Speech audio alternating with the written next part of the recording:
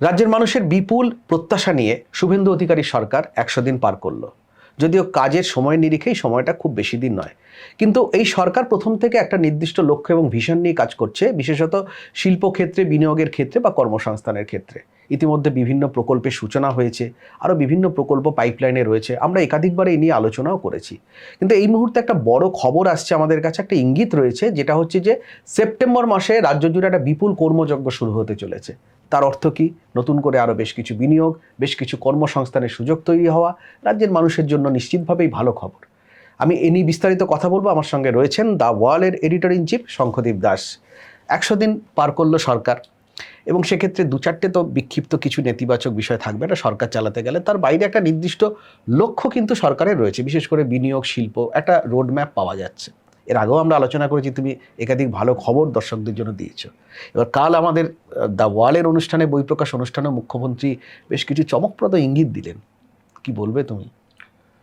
দেখো, এই সরকার যখন ক্ষমতায় এসছে প্রথম দিন থেকেই মুখ্যমন্ত্রী শুভেন্দু অধিকারী জানেন তার কাছে চ্যালেঞ্জটা কতটা বড়।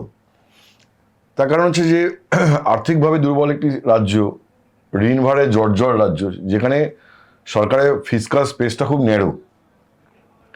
সেই জায়গা থেকে দাঁড়িয়ে মানুষের তো বিপুল প্রত্যাশা। এবং কালকে আমাদের অনুষ্ঠানটায় দ্য ওয়ালের এই যে বই প্রকাশ অনুষ্ঠানে, যেখানে আমিও যে কথাটা তখন বলেছিলাম যে 49 বছর পর এমন একটা সময় যখন কেন্দ্রে এবং রাজ্যে একই সরকার, একই রাজনৈতিক দলের সরকার, যখন এই পরিস্থিতি তৈরি হয় তখন মানুষের এক্সপেকটেশন বেশি হয়। তখন আর দীর্ঘদিন ধরে না পাওয়া, দীর্ঘদিন ধরে অনুন্নয়ন, দীর্ঘদিন ধরে পশ্চিমবঙ্গে কর্মসংস্থানের সুযোগের অভাব, দীর্ঘদিন ধরে শিল্পায়নের অভাব, তাতে না একটা ক্ষুধা রয়েছে। ঠিক এই ক্ষুধার কারণে মানুষ কিন্তু একটা প্রবল প্রত্যাশা নিয়ে রয়েছে। ফলে মুখ্যমন্ত্রী শুভেন্দু অধিকারী জানেন তার কাছে চ্যালেঞ্জটা কতটা বড়। এবার সেটাকে তিনি এটাও জানেন যে মানুষ ইমপেশেন্ট হয়ে যাবে কদিন বাদে, তাকে দ্রুত ডেলিভার করতে হবে। এই দ্রুত ডেলিভার করতে গিয়ে যেটা হচ্ছে যে একটা প্রিপারেশন গভর্নমেন্ট নিয়েছে 100 দিনে। এবং কালকে মুখ্যমন্ত্রী যেটা ইন্ডিকেট করেছেন ঘরোয়া আলোচনায় দ্য ওয়ালের অনুষ্ঠানে, সেটা হচ্ছে যে সেপ্টেম্বরে সরকার একটি বড় শিল্প সম্মেলন করবে। সরকার যে সেপ্টেম্বরে একটি বড় শিল্প সম্মেলন করবে, এই খবরও দ্য ওয়াল সবার আগে করেছে। ঠিক আছে। এবার সেইটা যে করবে, আমার যতদূর ধারণা, এটা আমার কাছে কোনো কালকে মুখ্যমন্ত্রী স্পষ্ট করেননি, কিন্তু আমার ধারণা হচ্ছে যে সেপ্টেম্বরের 24 তারিখ নিউ টাউনে এই যে আদানি গোষ্ঠীর যে প্রস্তাবিত আদানি আরোগ্য নিকেতন, যেটা তথ্য প্রযুক্তি নির্ভর একটি হাসপাতাল, প্রস্তাবিত হাসপাতাল বলে কথা বলা হচ্ছে, সেটির ভূমি পূজন বা ভূমি পুজো হবে 24শে সেপ্টেম্বর। শেষ পর্যন্ত কোনো আর কোনো ডেট না পিছলে বা কোনো বড় কিছু না হলে 24 তারিখ এখনো পর্যন্ত টেন্টেটিভ ঠিক আছে। তাহলে আমার মনে হয় শিল্প সম্মেলনটাও ইন অ্যান্ড অ্যারাউন্ড ওই 24শে সেপ্টেম্বরই হবে। তা আগে পরে হবে। তো সেই যে শিল্প সম্মেলন, সেখান থেকে মুখ্যমন্ত্রী যা ইঙ্গিত, তাতে হচ্ছে যে অন্তত 33টি শিল্প সংস্থাকে জমি দেওয়ার কথা বলা হবে। এবং তারা এই যে সরকার তৈরি হওয়ার পর থেকে মুখ্যমন্ত্রী বারবার বলেছে যে ছবি তোলার জন্য আর জমি নিয়ে ফেলে রাখার জন্য আমি জমি দেবো না। এবং যাকে সরকার জমি দেবে বা কিছুটা সুবিধা দেবে, তার কাছ থেকে তো সরকার বুঝে নিতে চাইবে যে এইটার ফলে রাজ্যের অর্থনীতিতে কত টাকার আগামী দিনে যে কি সুবিধা হতে চলেছে। কাউকে যদি 5 টাকা ছাড় দেওয়া হয় বা 5 টাকা সুবিধা দেওয়া হয়, তাহলে সরকার দেখতে চাইবে যে আগামী দিনে ওই প্রকল্পের জন্য পশ্চিমবঙ্গের অর্থনৈতিক সুবিধা হচ্ছে 20 টাকা বা 25 টাকা বা 30 টাকা। সেটা জিএসটি আদায় বাবদ হতে পারে, সেটা কর্মসংস্থানের সুযোগের মাধ্যমে হতে পারে। ঠিক আছে।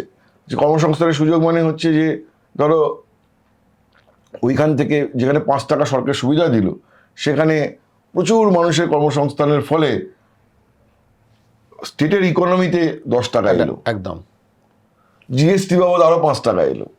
এইরকম ভাবে হিসাবটা তো এইভাবে হয়। এই শর্তেই বিভিন্ন সরকার বেসরকারি সংস্থাকে কিছুটা সুবিধা দেয়, সেটা সরকার বুঝে নেয়। হ্যাঁ, এবং এটা তো প্রতিযোগিতামূলক ব্যবস্থা। এখানে যদি বলা হয় যে কেন আমরা দেবো সুযোগ, তাহলে দেবে না তা পাবে না। পাবেও না। কারণ প্রত্যেকটাই শিল্প সংস্থা চায় যে রাজ্য সরকার যদি কিছু সুবিধা দেয়, যে স্টেট সুবিধা দেবে সেখানে চলে যাবে। একদমই, তারা ব্যবসা করতে এসেছে। ব্যবসা করতে এসেছে। কিন্তু শুধু সুবিধা দেবো আর আমি কিছু পাবো না এই শর্তেও হয় না। তার ফলে যেমন এই আদানি গোষ্ঠীকে যে হাসপাতালের জন্য যে সরকার যে জমি দিচ্ছে এবং সরকার যে আর্থিক সুবিধা দিচ্ছে, সেখানে একটা টেন্টেটিভ বলা হচ্ছে যে স্টেটের ইকোনমিতে প্রতি বছর 4,800 কোটি টাকা করে আসতে পারে। আচ্ছা, এবার সেটাই ইনিশিয়াল প্রস্তাব ছিল যে 1000 বেড, 1000 শয্যা। হ্যাঁ, প্রাথমিকভাবে তাই আমরা আলোচনাও করেছি। তার মধ্যে 500টি বেড বিনামূল্যে, সেটা 500টি বেড রাজ্য সরকারকে দিয়ে দেবে আদানি গোষ্ঠী, যে রাজ্যের মানুষ বিনামূল্যে ওই 500টি বেডে চিকিৎসা পাবেন। কিন্তু মুখ্যমন্ত্রী শুভেন্দু অধিকারী তিনি গত 13ই অগাস্ট, এবং এটা হচ্ছে এক্সক্লুসিভ খবর, কিন্তু আর কোনো সংবাদ মাধ্যমে এই খবর নেই, এখনো পর্যন্ত নেই, দা ওয়ালে কিছুক্ষণ আগে প্রকাশিত হয়েছে, সেটা যে 13ই অগাস্ট মুখ্যমন্ত্রী শুভেন্দু অধিকারী আদানি গোষ্ঠীর চেয়ারম্যান গৌতম আদানিকে একটি চিঠি লিখেছেন। তিনি লিখে বলেছেন ওই 1000 বেডটা বাড়িয়ে 2000 করা হোক, যাতে রাজ্য সরকার অন্তত 1000 বেডে বিনামূল্যে দিতে পারে। তারা রাজি হয়েছে। তারপরে মুখ্যমন্ত্রী শুভেন্দু অধিকারী কিন্তু একটা কড়া নেগোসিয়েশনের মাধ্যমে এগোচ্ছেন। মানে আদানি গোষ্ঠী বলছে 1000 বেড, তার মধ্যে 500 বেড পাবে রাজ্য সরকার। মুখ্যমন্ত্রী গত 13ই অগাস্ট চিঠি লিখেছেন যে 1000 বেডটা বাড়িয়ে 2000 করা হোক। তার মানে রাজ্যের সুবিধাও কিন্তু 500 বেড থেকে বেড়ে 1000 হবে। বড় খবর, আমার কাছে যতদূর খবর ওটা আদানি গোষ্ঠী মেনেও নিচ্ছে। বাহ, এটা নিঃসন্দেহে বড় খবর রাজ্যের জন্য। তো এই যে হার্ড নেগোসিয়েশন, সুবিধা দিচ্ছি কিন্তু সুবিধা আমি কি পাচ্ছি সেটা বুঝে নেওয়া, তো এই একটা প্রক্রিয়া, এই প্রক্রিয়ারই সম্প্রসারিত একটা অধ্যায় সেপ্টেম্বরে হতে চলেছে। সেটা হচ্ছে 33টি শিল্প সংস্থা যারা খুব সুনির্দিষ্ট প্রস্তাব নিয়ে এসেছে। অনেক শিল্প সংগঠন প্রস্তাব নিয়ে এসেছে, তার মধ্যে 33টি অর্গানাইজেশন সুনির্দিষ্ট প্রস্তাব নিয়ে এসেছে। কেউ ছোট, কেউ বড়, কেউ মাঝারি, তাদেরকে সরকার জমি দেবে। একটাই শর্ত, কি সেটা? সেটা হচ্ছে শ্রমনির্ভর শিল্প, কর্মসংস্থান তৈরি করতে হবে। এবং রাজ্য সরকারও যে ইনসেন্টিভ স্কিমের যে একটা 5,000 কোটি টাকার একটা কর্পাস তৈরি করেছে, সেখানেও কিন্তু শর্ত একটাই যে এমপ্লয়মেন্ট কি জেনারেট করছে। এমপ্লয়মেন্ট কেউ যদি জেনারেট করতে পারে ভালো রকম, তাহলে সে সরকারি ইনসেন্টিভ পাবে ওই 5,000 কোটি টাকার যে তহবিল থেকে। আগে এটা পশ্চিমবঙ্গে 20,000 কোটি টাকার তহবিল ছিল, ইনসেন্টিভ স্কিমের তহবিল। মমতা বন্দ্যোপাধ্যায় জমানাতে শুরুর দিকে ছিল, পরে তিনি এটা বন্ধ করে দেন।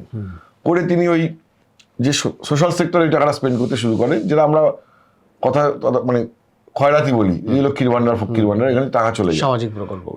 কিন্তু এই গভর্নমেন্ট আবার নতুন করে শুরু করেছে, এবং যেহেতু রাজ্যের একটা আর্থিকভাবে এখনো অতটা চাঙ্গা নয়, তারা একটা 5,000 কোটি টাকার একখানা ফান্ড দিয়ে শুরু করেছে, তহবিল দিয়ে। এবং এটা আগামী দিনে মুখ্যমন্ত্রী নিজেই বলেছেন বাড়িয়ে 20,000 কোটি টাকা আবার ফিরিয়ে নিয়ে যাওয়ার একটা সম্ভাবনা আছে। গতকাল দা ওয়ালের প্রোগ্রামে তোমার সঙ্গে মুখ্যমন্ত্রীর এটা নিয়ে একটু আমি এটা জিজ্ঞাসা করেছিলাম, তখন তিনি এই উত্তরে এই কথাই বলেন যে ইনসেন্টিভ তারাই পাবেন যারা কর্মসংস্থানের সুযোগ তৈরি করতে পারবেন এবং সিগনিফিকেন্ট এমপ্লয়মেন্ট জেনারেট করতে পারবেন। একদম, মানে এটা নজরদারিতে থাকবে যে এমপ্লয়মেন্ট কতটা। তার মানে কি? তার মানে মুখ্যমন্ত্রীর ফোকাস আছে এবং তিনি বুঝতে পারছেন যে অসহিষ্ণুতাটা সবচেয়ে বেশি হয় কি যুব সমাজের মধ্যে, কারণ তারা পড়াশুনো করছেন, তারা উচ্চশিক্ষা লাভ করছেন, কিন্তু তারা চাকরি পাচ্ছে না, তাদের কর্মসংস্থানের সুযোগের অভাব। তো কর্মসংস্থানের সুযোগের অভাব বলেই এই অসহিষ্ণুতাটা বাড়ে। তো যত দ্রুত সম্ভব এই কর্মসংস্থানের সুযোগটা দিতে হবে। এবং রাজ্য সরকার, মুখ্যমন্ত্রী এটা বলেছেন যে 1 লক্ষ কর্মসংস্থানের সুযোগ তৈরি করবে 1 বছরের মধ্যে। সবে 110 দিন হয়েছে, আমাদেরও দেখতে হবে যে 1 বছরের মধ্যে সত্যি হচ্ছে রাজ্য সরকার কতটা করতে পারলো, কতটা ক্রিয়েট করতে পারলো। মানে বলা এবং করার মধ্যে তো একটা চা খাওয়ার মধ্যে যেমন যে ডিফারেন্সটা, ফারাকটা থাকে, কিন্তু মুখ্যমন্ত্রী বলছেন যে কত কর্মসংস্থানে আমাদের লক্ষ্য 1 লক্ষ সরকারি কর্মসংস্থান, তার মধ্যে শিক্ষাক্ষেত্রে 50,000, পুলিশে মনে হয় 20,000, আর বাকি আরো যায়। তো এই যে এখানে তো 1 লক্ষটা কোনো পশ্চিমবঙ্গে 10 কোটি জনসংখ্যা, 1 লক্ষ কর্মসংস্থান সরকারি ব্যবস্থা কোনো কিছুই নয়। তাহলে বাকিটা কে করবে? বাকিটা করবে হচ্ছে যে এই শিল্পে বিনিয়োগ হবে, পরিকাঠামোয় বিনিয়োগ হবে, সেখান থেকে হবে। তো এইটাই একটা বেঞ্চমার্ক করতে চাইছেন এবং দ্রুত করতে চাইছেন, আর সবাইকে টাইম ফ্রেম বেঁধে দিচ্ছেন। এই যতগুলো শিলান্যাস হচ্ছে প্রত্যেককে বলা হচ্ছে ভাই টাইম লাইন মেনটেন করতে হবে, যে সময়ের মধ্যে কারখানার কাজ শেষ করতে করবে বলছো তার মধ্যেই কাজটা শেষ করতে হবে, এটা একটা ব্যাপার। আর শিল্প দপ্তরে এক কর্তা আমায় বলছিলেন যে অনেকেই আছে যারা বিনিয়োগ করে তারা একটু বাড়িয়ে চড়িয়ে বলে। আচ্ছা, মানে হয়তো ইনভেস্টমেন্ট হবে, এখানে অ্যাকচুয়াল ইনভেস্টমেন্ট হবে 2000 কোটি, ও বলছে 4000 কোটি টাকা এমন ভাবে দেখাচ্ছে মানে এবার প্রেজেন্টেশনটা এমন। এবার সেইটা তাদের ক্ষেত্রে বেশি হচ্ছে যারা কিন্তু সরকারের কাছ থেকে জমি নিচ্ছে না। আচ্ছা, কিন্তু তারা দেখাচ্ছে আমরা এই তো করছি, তাদের বাড়িয়ে বাড়িয়ে দেখার প্রবণতা আছেন। তো ফলে সরকারও ওই এস্টিমেটটা একটু কমিয়ে কমিয়ে দেখছে, ফিল্টার করেই দেখছে। এমন নয় সরকার ওই বলছে, কেউ যদি বলে 4000 কোটি টাকা, তো সরকারও ওই অনুষ্ঠানে গিয়ে বলবে হ্যাঁ উনি 4000 কোটি টাকা করবেন। সরকারও ক্লোজ ওয়াচ রাখছে এবং সরকারও মনে করছে যে 4000টা 4000 নয়, ওটা হয়তো 2000 অ্যাকচুয়াল ফিগার। তবে যাদেরকে সরকার জমি স্বল্প মূল্যে বা সরকার নির্ধারিত মূল্যে দিচ্ছেন এবং একটা রেট গভর্নমেন্ট ফিক্স করবে, তো সেইটাতে কিন্তু পরিষ্কার সরকার কি বুঝে পাচ্ছে, কারণ সেটা বুঝে নিতে হবে। কারণ এইটা ওই এখান থেকে স্টেটের যে ইকোনমিক বেনিফিট, সেই বেনিফিটটা বুঝেই মন্ত্রিসভায় প্রস্তাব পাস হবে যে তাকে জমিটা দেওয়া হবে কি দেওয়া হবে না। এক্ষেত্রে আমি একটা বলবো যে সরকারের এই নীতি অনেকটা বিচক্ষণতার পরিচয় আর কি, যেভাবে যাচ্ছে ধাপে ধাপে। কিন্তু মুখ্যমন্ত্রী এই জমি দেওয়ার ক্ষেত্রে একটা প্রশ্ন, যে মুখ্যমন্ত্রীও বারবার বলেন, মনে করিয়ে দেন যে কোনো সময়, তোমারও মনে থাকবে যে বাম জামানায় তালা লাগানো ছিল, তালা লাগিয়ে দেওয়ার একটা কালচার ছিল। হ্যাঁ, আর শিল্পে আর কি। আর মমতা বন্দ্যোপাধ্যায়ের সময় ছিল তুমি নিজের জমি নিজে জোগাড় করে নাও। এবার শিল্পপতিদের আমরা নিজেরা যদি জমি না দিই তারা কি করে করবে, এটা হয় নাকি? মুখ্যমন্ত্রী বলেন, কালো বলছিলেন। এবার জমি সরকার দিচ্ছে, 33টি সংস্থাকে একসঙ্গে দেওয়া হচ্ছে। এতক্ষণ তুমি যেটা বললে, একটা কড়া নজরদারি। জমি বিনামূল্যে দিচ্ছে না, একটা নির্ধারিত মূল্যে দিচ্ছে। হ্যাঁ, কিন্তু এই জমি ফেলে রাখার প্রবণতা, সেটাও একটা নজরদারিতে থাকছে। কিন্তু এই জমি ফেলে রাখার প্রবণতা কিন্তু অতীতে বারবার করে দেখা হয়েছে। তো এইটা স্ট্রং মনিটরিং সম্ভব কি? মানে সরকার যেভাবে এগোচ্ছে, তোমার কি মনে? দেখো, সেটা সবটাই সরকার সদিচ্ছার উপর ডিপেন্ড করে। সরকার সদিচ্ছার উপর ডিপেন্ড করে। যদি সরকার একটা স্ট্রিংজেন্ট ভাবে বলে তাহলে সেরকম ভাবেই হবে। সরকার যদি সেভাবেই, যেটা মুখ্যমন্ত্রী গোড়া থেকে বলছেন যে ছবি তোলার জন্য আর জমি নেওয়ার জন্য, জমি ফেলে রাখার জন্য বা আমি দেবো না, এইটা যদি সরকার একদম জিরো চেতা হয় এবং জিরো মনোভাব থাকে, তাহলে সেটা ইমপ্লিমেন্ট করতে পারবে। তাহলে যে জমি নিচ্ছে সেও বুঝবে যে ভাই এটা তো ফেরত দিয়ে দিতে হবে আগামী দিনে।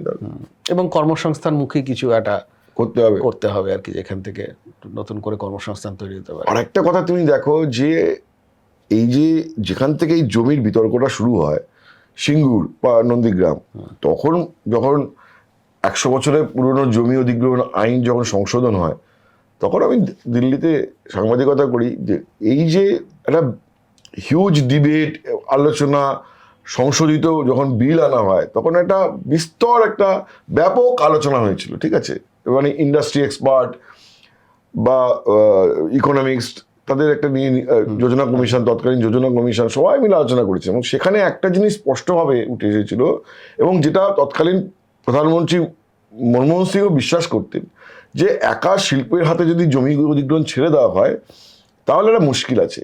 কারণ পশ্চিমবঙ্গে তো মুশকিল তো আছেই, তার কারণ হচ্ছে পশ্চিমবঙ্গের জমি অনেক বেশি ফ্র্যাগমেন্টেড। ঠিক আছে, ছোট টুকরো টুকরো খণ্ডে বিভক্ত, এক লপ্তে বড় জমি পাওয়া যায় না। তারপরে ল্যান্ড সিলিং অ্যাক্টের একটা প্রবলেম আছে। তো সেখানে একটা অ্যাকুইজিশন শুরু হলে ওই মাঝখানে ফোরেরা দাম বাড়িয়ে দেয়, করে দেয়। তারপরে হয়তো কিছুটা জমি নিয়ে নিলাম, মাঝখানে একটা ছোট জমি সে বললো যে আমি বিক্রি করবো না, তখন তোমার হচ্ছে গোটা প্রজেক্টটাই আটকে গেল, একটা টাকা আটকে রইল, ভায়াবিলিটি নিয়ে কোশ্চেন তৈরি হয়ে গেল। সুতরাং গভর্নমেন্টের একটা লিমিটেড হলেও ইনভলভমেন্ট দরকার, এবং সেটা তখন ঠিক হয়েছিল যে কোনো শিল্প সংস্থা যদি 70% জমি পর্যন্ত অধিগ্রহণ করে কিনে ফেলে, তারপরে যদি 30% ল্যান্ড নিয়ে প্রবলেম হয়, গভর্নমেন্ট ক্যান ইন্টারভিন। যেটা মমতা বন্দ্যোপাধ্যায় জিরো করে দিলেন, যে সরকারের কোনো হস্তক্ষেপ থাকে না, সরকার ল্যান্ড ব্যাংক থেকে জমি দেবে। এবং সেই ল্যান্ড ব্যাংক এমন জায়গায় কেউ যেতে চাইছে না। আর দ্বিতীয় কথা হচ্ছে যে ইন্ডাস্ট্রি ফ্রেন্ডলি একটা অ্যাটমসফিয়ার তৈরি করতে হবে, শিল্প সহায়ক, তাহলে শিল্প আসবে কোথা থেকে? তো এই যে একটা চেঞ্জ অফ অ্যাটমসফিয়ারের কথা মুখ্যমন্ত্রী বলছেন, এখন সেটা উনি বারবার করে একটা কথাই বলছেন যে 110 দিনে মূল্যায়ন করা যাবে না, 1 বছর সময় দিন, আমি সব প্রশ্নের জবাব দিতে রাজি আছি। কালকে আমাদের অনুষ্ঠানেও বলেছেন, which is a very welcome statement, যে অন্তত মুখ্যমন্ত্রী বলেছে আমি সব প্রশ্নের জবাব দিতে রাজি, কিন্তু আমাকে 1 বছর সময় দিন, সব প্রশ্নের জবাব দিতে রাজি। এবং এই যে সরকার কিছু একটা ট্রান্সপারেন্সি মেনটেন করার কথা বলছেন, সিঙ্গুরে টাটাদের যে কত টাকায় জমি দেওয়া হয়েছিল সেটা কিন্তু একটা ঢাকা চাপার মধ্যে ছিল, স্বচ্ছতা ছিল না সে অর্থে। তারপরে এই বর্তমানে দ্য ওয়ালেরই যে এক্সিকিউটিভ এডিটর অমল সরকার, অমলদারই স্টোরি ছিল যে অ্যাকচুয়ালি কত টাকা টাটাদের সাথে কি চুক্তি হয়েছিল। তো এই যখনই তুমি একটা কিছু ঢাকা চাপা থাকবে তখনই মানুষের মধ্যে একটা সন্দেহ তৈরি হবে। ট্রান্সপারেন্সি থাকলে সরকার সুবিধা দিচ্ছে, সেটা হ্যাঁ পরিষ্কার থাকবে, সুবিধা দিচ্ছে সরকার, সেটা রাজ্যের স্বার্থে সুবিধা দিলে তো সুবিধা দিতেই পারে, তাতে কোনো ঝাপানোর কিছু নেই, কোনো বিষয় নেই। হ্যাঁ, এক্ষেত্রে জমির ক্ষেত্রটা গেলে আমি আরেকটা প্রশ্ন, তুমি ওইটা নিয়ে আলোচনা করেছিলে, আমি তাও আরেকবার আমার মনে হলো যে হেলথ সেক্টরের জন্য পশ্চিমবঙ্গে হেলথ সেক্টর অনেকটা পিছিয়ে গেছে, এটা নিঃসন্দেহে, এটা মানে গত কয়েক বছর ধরে বাম আমল থেকেই। তো হেলথ সেক্টরের জন্য আদানিদের এই উদ্যোগ যেমন অত্যন্ত একটা সিগনিফিকেন্ট, পাশাপাশি দেখো তুমি একই সঙ্গে যদি এই আয়ুষ্মান বলো বা মুখ্যমন্ত্রী স্বাস্থ্য যোজনা বলো, এটা মমতা বন্দ্যোপাধ্যায় গভর্নমেন্টের সময় ছিল স্বাস্থ্যসাথী, এই সবকটার সাথে যদি এই ধরনের বেসরকারি প্রকল্প আরও অনেকটা ড্রাইভ দাওয়াতে পারে বা দেয়, সেক্ষেত্রে হেলথ সেক্টরের একটা চেহারা ফিরতে পারে। পশ্চিমবঙ্গে হেলথ সেক্টর পিছিয়ে গেছে আমি কোনো বিশ্বাস করি না। যে একটা মমতা বন্দ্যোপাধ্যায় ক্ষমতায় আসার পরে যে বিআরজিএফ এ ফান্ড পেয়েছিল সেন্টার থেকে, তখন মনমোহন সিং সরকার ছিলেন, ইউপিএ 2, হিউজ ফান্ড, 8,750 কোটি টাকা ফান্ড, এবং সেই সময় ব্যাকওয়ার্ড রিজনে এই যে জেলায় জেলায় দেখছো না যে মাল্টি স্পেশালিটি হসপিটাল, এগুলো শুধু রাজ্যের টাকায় তো হয়নি, কেন্দ্রের টাকাও ছিল, কিন্তু সেইটা পরিচালন করার মতন যে প্রত্যয় নিয়ে এবং যেভাবে ওটাকে ব্যবস্থাপনা করা যেত সেটা করা যায়নি। স্কিল ডক্টর পশ্চিমবঙ্গে বেসরকারি স্বাস্থ্যক্ষেত্রে কিন্তু বিনিয়োগ হয়েছে, এমনকি ধরো আমাদের ঘরোয়া এখানে যে উদ্যোগ, যে ধরো পিয়ারলেস হসপিটালও কিন্তু আজকে পিয়ারলেসের যে এই আমাদের গড়িয়ার কাছে মানে পাটুলির কাছে যে হাসপাতাল, মেন হাসপাতাল, সেখানেও কিন্তু একটা বড় বিনিয়োগ করছে এবং একটা তাদের বেড সংখ্যা বাড়াচ্ছে। তারা বারাসাতে একটি হাসপাতাল, ছোট হাসপাতালকে অ্যাকোয়ার করেছে, প্রায় 1,000 কোটি টাকার মতো ইনভেস্টমেন্ট কিন্তু পিয়ারলেসেরও আছে, খুব ঢাকঢোল পেটাচ্ছে না, কিন্তু আমি কিন্তু জানি যে ওদের আছে। বা ধরো তোমার শুধু আদানি কেন, এই তোমার নিউ টাউনে গ্রিনফিল্ড হসপিটালের জন্য মণিপালও জমি নিয়েছে, মণিপাল, ওখানে দেবীশেটির একটি হাসপাতাল আসছে, দিশার একটি হাসপাতাল আসছে, তার ফলে প্রাইভেট সেক্টরে কিন্তু হেলথে হচ্ছে না। এই আদানিরা যেমন সাধারণ মানুষের জন্য যেটা একটা সুবিধা, সেটা যখন সেটা সরকারের কাছে কিছু সুবিধা পাচ্ছে, সেই সুবিধা সরকারকে ফিরিয়ে দিচ্ছে, তো এটা ভালো। এবং এখনো যে পশ্চিমবঙ্গ থেকে একটা বিপুল সংখ্যক রোগী যে দক্ষিণে চলে যায়, সেই যে, এবং আমি প্রচুর ডাক্তারের সাথে কথা বলেছি, কারণ দ্য ওয়ালের আরোগ্য যে বিভাগ, তার জন্য এখন প্রচুর চিকিৎসকের সাথে আমাদের ইন্টারাকশন হয়, তারাও কিন্তু আমাকে বলেছেন যে অ্যাকচুয়ালি খুব সাধারণ বিষয়ের জন্য মানুষ দক্ষিণে চলে যাচ্ছে, হয়তো সেটা এখানে, ফলে তথ্যও নেই মানুষের কাছে। এইটা যদি একটা সামগ্রিকভাবে একটা ইকোসিস্টেম তৈরি হয়, তাহলে শুধু পশ্চিমবঙ্গের মানুষ চিকিৎসা পাবেন তা নয়, একটা পশ্চিমবঙ্গের হেলথ ট্যুরিজম শুরু হতে পারে। এমনিতেই আছে, বাংলাদেশ থেকে প্রচুর রোগী আসেন, ভুটান, নেপাল, প্রতিবেশী রাজ্য, নর্থ ইস্ট, তাহলে পশ্চিমবঙ্গ একটা হেলথ ট্যুরিজম হাব হয়ে যেতে পারে। একদম ঠিক আছে, তো সেই সম্ভাবনাটা তৈরি হয়েছে। এবার তোমার নতুন করে এই সেপ্টেম্বরের কর্মযজ্ঞ আমাদের কোথাও গিয়ে একটা হয়তো কিছুটা আবার আশা একটা দেখাবে যে, হ্যাঁ, সেপ্টেম্বরের ব্যাপারটা যেটা হতে চলেছে সেটা কিন্তু একটা মানে আশা করি যে এটা বড় রকমেরই একটা কিছু হবে, সেটা দেখতে হবে যে গভর্নমেন্ট কোন স্কেলে ব্যাপারটাকে নিয়ে যেতে পারে, কতটা বড়ভাবে কিভাবে নিয়ে যেতে পারে, এবং যে উদ্দেশ্য, যে ভিশন, যে আমাদের আলোচনাতেও যেটা উঠে আসলো, যে শুধু শিল্প নয়, বিনিয়োগ নয়, কর্মসংস্থানমুখী একটা শিল্পের, যাতে রাজ্যের ছেলেমেয়েরা চাকরি পায়, যেটা হচ্ছে মোদ্দা কথা। মুখ্যমন্ত্রী শুভেন্দু অধিকারীও এই ভিশন নিয়েই চলছেন। সুতরাং সেপ্টেম্বরের কর্মযজ্ঞ নিয়ে আমরা আলোচনা করলাম, কি হতে পারে না হতে পারে সেটা ভবিষ্যৎ বলবে, আমাদেরও নজর থাকবে, যেভাবে আমরা রোজ আপনাদের সামনে বিভিন্ন বিষয় তুলে ধরি। আজ আমাদের এই ভিডিও এই পর্যন্তই। সব খবর দেখার জন্য চোখ রাখুন দ্য ওয়ালে।